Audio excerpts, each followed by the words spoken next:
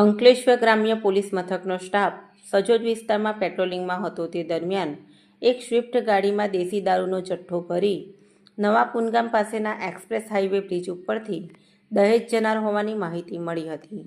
જે માહિતીના આધારે ગ્રામ્ય પોલીસના સ્ટાફે પુનગામ પાસે એક્સપ્રેસ હાઈવે બ્રિજ નજીક પહોંચ ગોઠવી હતી. દરમિયાન સ્વિફ્ટ ગાડી આવતા તેને રોકી અંદર તલાશી લેતા દેશી દારૂનો જથ્થો મળી આવ્યો હતો.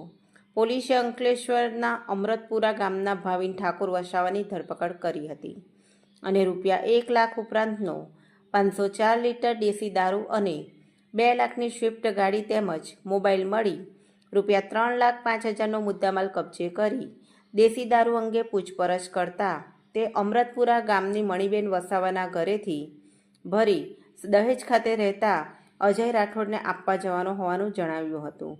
પોલીસે બંનેને વોન્ટેડ જાહેર કરી તેઓ વિરુદ્ધ ગુનો નોંધી વધુ તપાસ હાથ ધરી છે.